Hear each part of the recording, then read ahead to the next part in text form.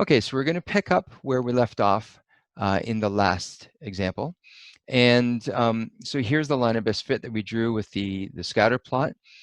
And so there's a couple of things you can do. One, you can find the equation of the line. This is the next part of this, is you want to find the equation of the line. And remember, the equation of the line can be written as y equals b plus mx. I like writing the b first, because when you plot a graph, when you draw a graph, you always plot the y-intercept first, so that's why I write this first. So this is gradient intercept form, and so the intercept, or the gradient, is given by m. The intercept is the y-intercept, which is the b. And so if I want to do this, just from the graph, I would be taking a look at these, the graph. I'm going to kind of line this up, and I'll draw a rate triangle, and I think I'll just do this right here. Go from here along here, and then from here down. So when you're drawing your rate triangle and you're drawing your graph, you're trying to find the equation of the graph, what you want to do is you want to make sure that you're looking at where the line crosses, where the graph you drew, the line of best fit, crosses grid lines perfectly. Okay, so, and then you use the scale, of course, down the bottom for the run, and up the side, the y-axis, for the rise.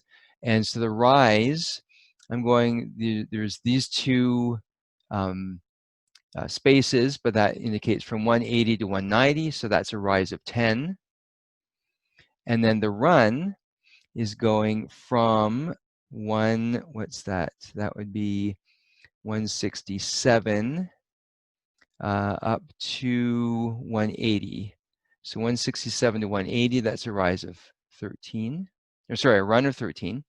So my equation is y equals something plus rise over run, 10 over 13 x. And I'll leave it as a fraction. Even if it's an improper fraction, I'll leave it like that, so I know what the rise is and what the run is. And then I can just follow along here, and I can see I'm going to be estimating where this is, and that's going to be 150 right there. I'd say maybe 152. So let's say this is 152 plus 10/13 x. Okay, so that's just estimating to find your equation of the line of best fit. Now what I want to do is I would like to actually use a bit of algebra and do this. So what I'm going to do is I'm going to try to pick a couple points that are on the line. It doesn't matter if you're actually using points. See, this point right here is very close to being on the line, so I can't really use the coordinates of that point from the table, because the line that I drew is not going right through that, completely through that. So I'm going to shy away from using that one. If your line did go through points perfectly, then please feel free to use those points to help yourself out. You don't have to estimate as much. So I'm going to use this point right here. So that point has the coordinates 142 and 160. Okay, so there's the coordinates of one of the points.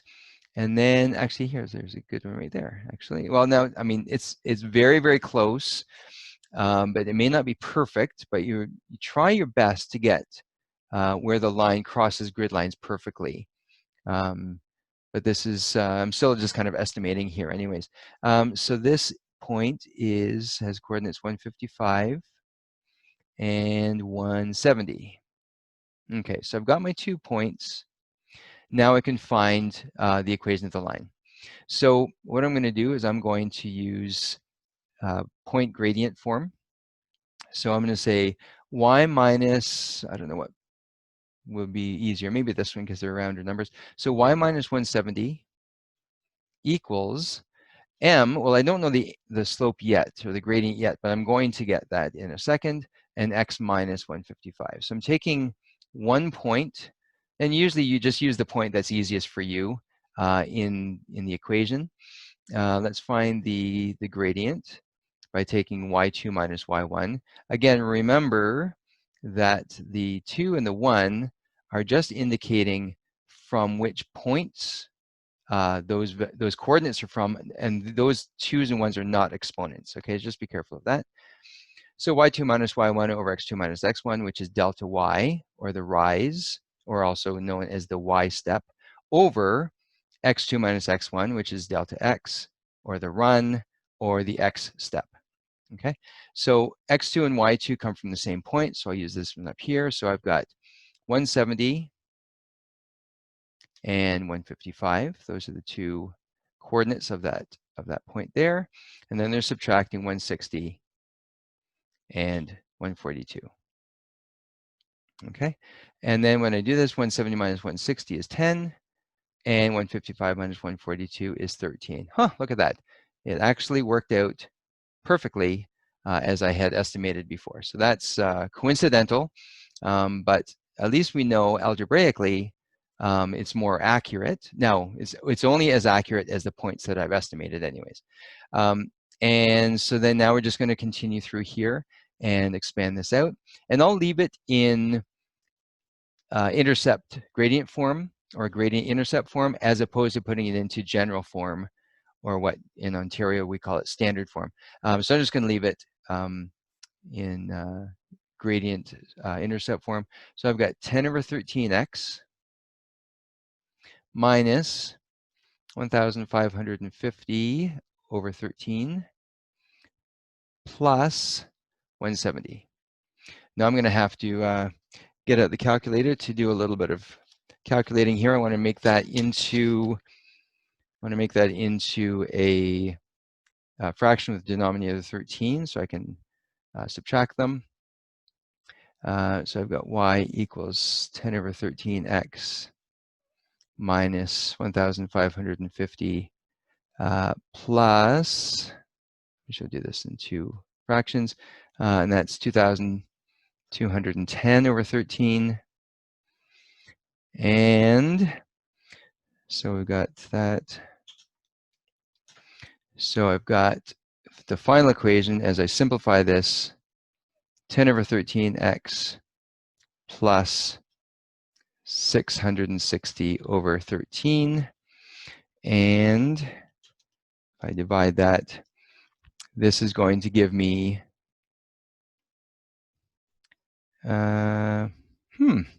that's going to give me not 152.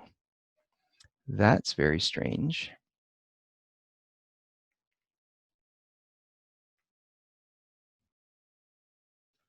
Oh.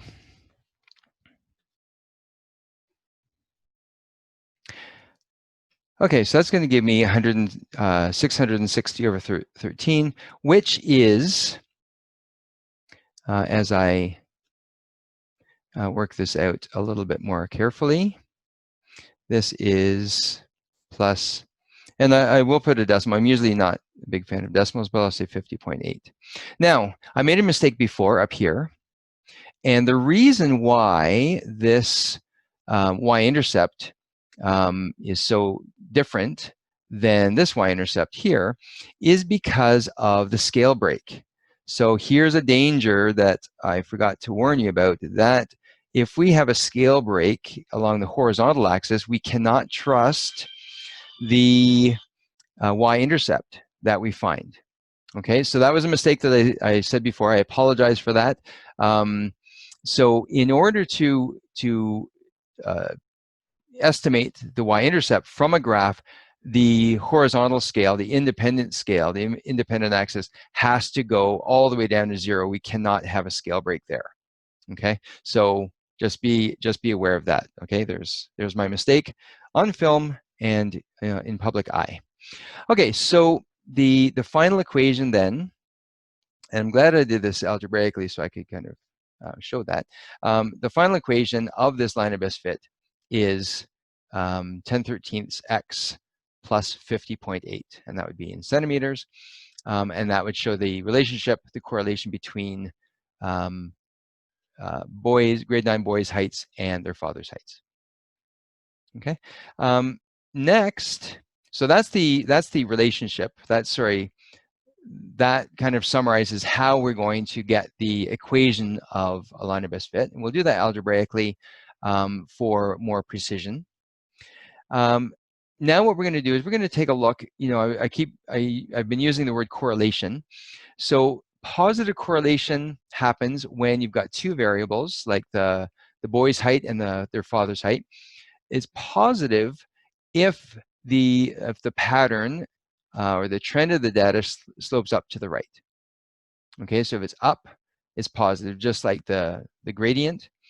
If it's a negative correlation, it just slopes down to the right. Okay, so it's not that there's no correlation; it's just that the pattern of the trend of the points is going down to the right. Okay, so this is some trend up to the right, and this is some trend down to the right. And then no correlation is if no pattern appears. So if you've got some sort of grid and you cannot draw a line of best fit through there that actually shows some kind of a trend. Okay, so you could draw an oval around the points. If the oval slants up from the left to right, it's positive. So if it goes up, it's positive. If the oval slants down as you go from left to right, it's negative. And then if it looks more like a circle, then there's no correlation. Okay, we take a look at these. Now, this isn't particularly linear per se. However, we can draw an oval around this, and we see that the oval is slanting up to the right. Therefore, that is positive correlation. And here I see, like, I don't know where I really draw a line of best fit. So if I were to draw an oval around it, looks more like a circle. So I'd say there's no correlation there. And if I were to then see this, there is a positive correlation here.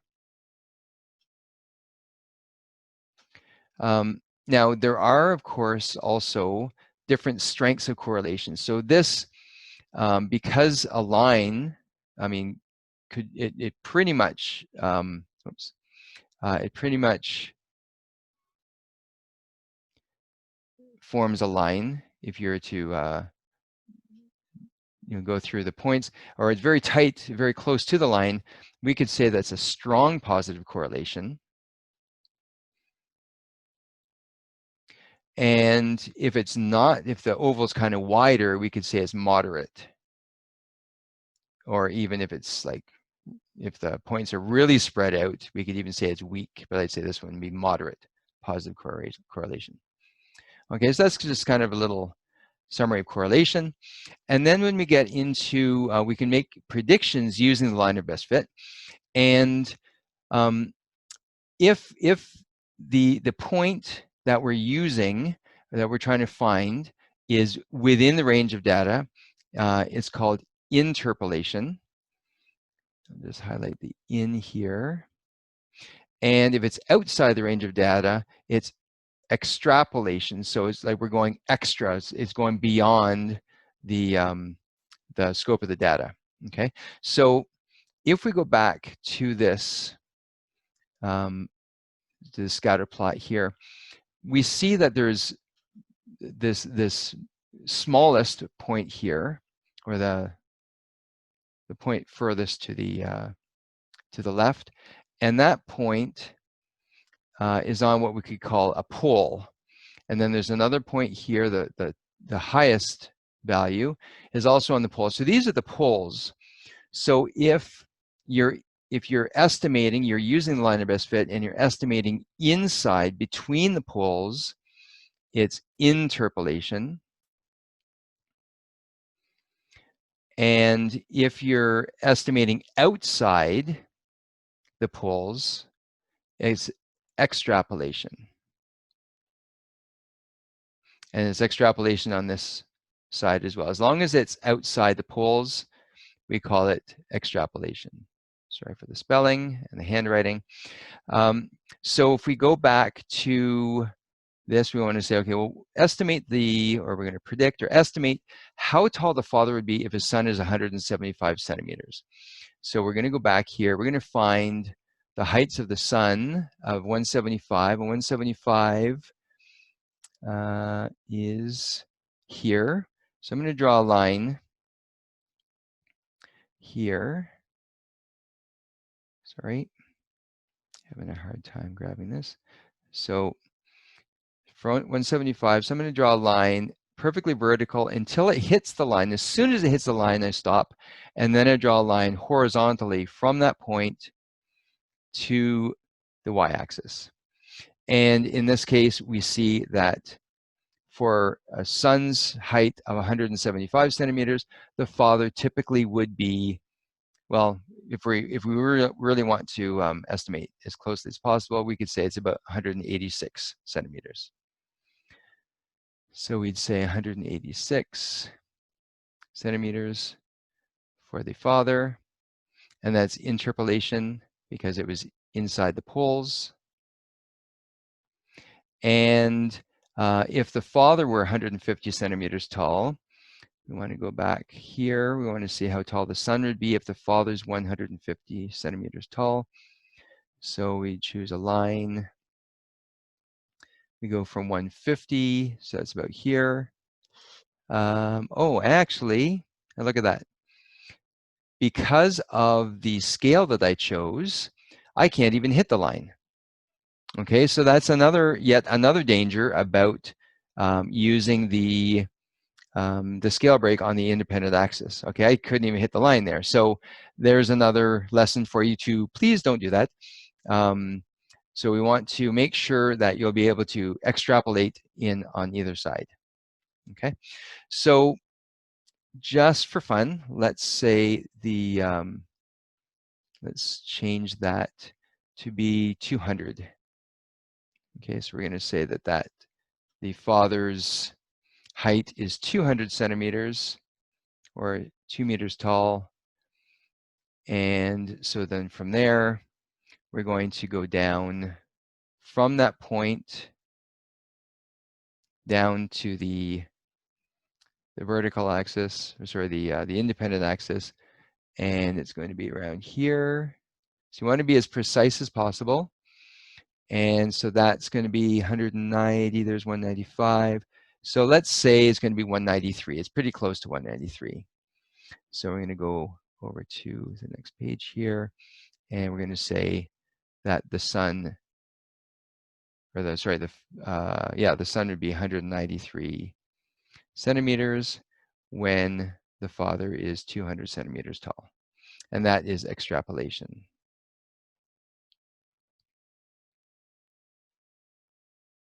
Okay, so that's a little bit about scatter plots and finding equations of the line of best fit and using the line of best fit to make predictions, and a little bit about correlation as well.